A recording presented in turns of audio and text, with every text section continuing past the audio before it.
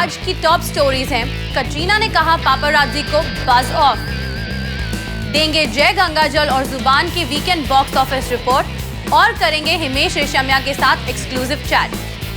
Hi guys, I am Sangya and you are watching Spot Boy, सब कुछ बॉलीवुड।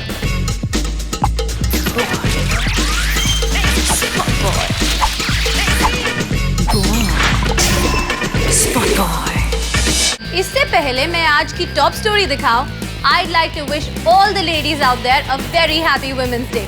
और क्योंकि आज हम वुमेन पावर सेलिब्रेट कर रहे हैं, तो स्पॉट बॉय ने सोचा क्यों ना शो की ओपनिंग भी करें with some भारी women power. This one's about Miss Kef। Katrina है परेशान पापराजी से। वैसे what's new in that? उन्होंने मीडिया और पापराजी को पसंद ही कब किया है, बट अब उनका ये डिसलाइक थोड़ा और ऑब्वियस हो गया है, क्योंकि उन्होंने रिसेंटली पापराजी को दे दी अरेस्ट करवाने की धमकी। What's up with this lady?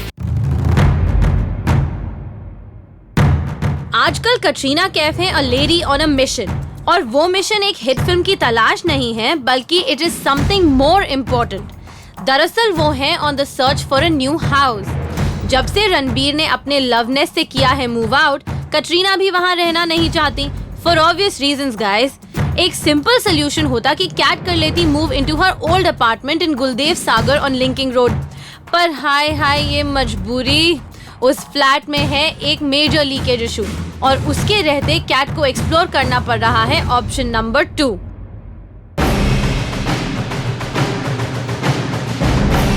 इसलिए कटरीना अपने मैनेजर के साथ बांद्रा में घर ढूंढ रही थी, और जहां कटरीना वहां पापराजी तो होगा ही, तो वो कटरीना का पीछा कर रहे थे। कटरीना आगे आगे, फोटोग्राफर्स पीछे पीछे, and while the photographers were trying to get a few pictures, Katrina lost her cool at them.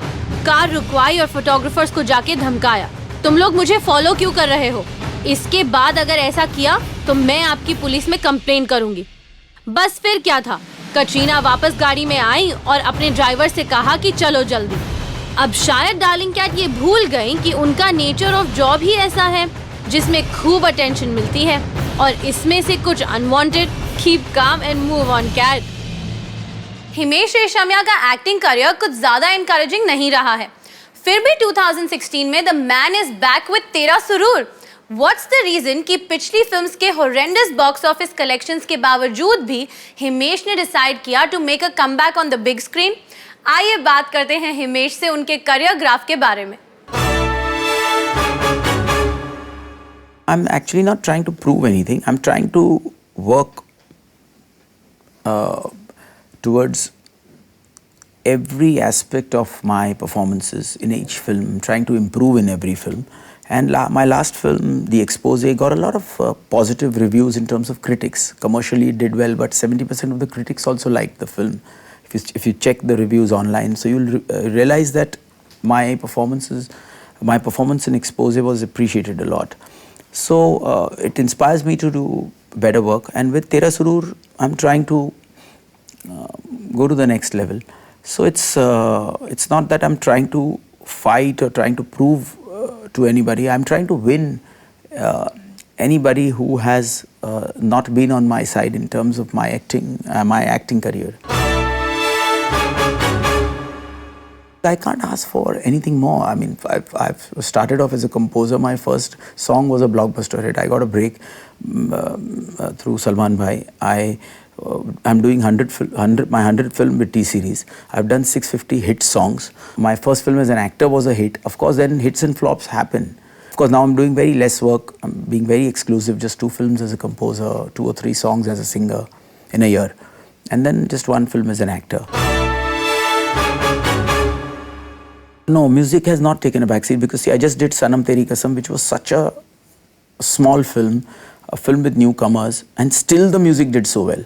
So definitely I will do everything. I mean, I'm performing live shows, I'm doing singing, I'm composing, I'm acting, but I'm not doing more work. So actually some divine intervention has always been there, lots of support has been there. So I'm very happy with whatever has happened, and God willing, Tera Surur will also take me to the next level. Everything that I've achieved is due to God, my parents, and Mr. Salman Khan, because he gave me my break. My first film, and I've done about 18 to 20 films with him, and all have been hits, all. So my success ratio with him is so blessed. So and he's the greatest human being. He's given breaks to so many newcomers. So for me, definitely, he's played a very, very integral part in my life. I'm not working with any composer at the moment because I'm hardly doing 2 films or maximum 3 films, so I don't need to share credits with anybody. But for Salman Bhai, if he tells me to do with any composer in the world, so I don't question him only. So with Salman Bhai, whatever he says,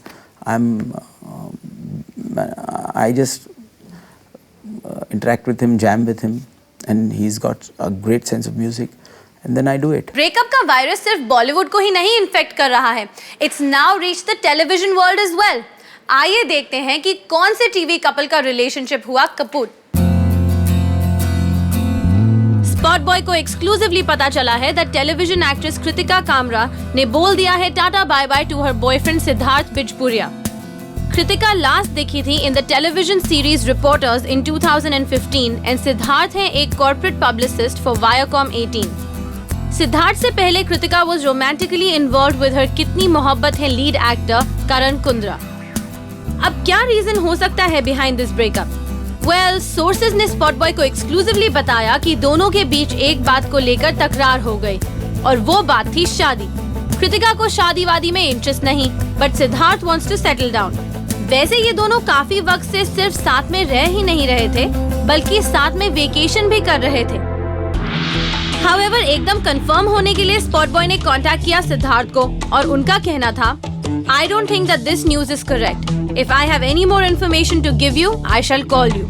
क्या बात कर रहे हैं Siddharth? Sources ने तो हमें ये भी बताया था that Kritika is the one who walked out of the relationship. A source said Siddharth is feeling very low these days.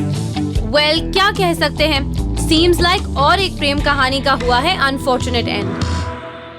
And now it's time to find out कि जय गंगाजल और जुबान का वीकेंड बॉक्स ऑफिस कलेक्शन कैसा रहा.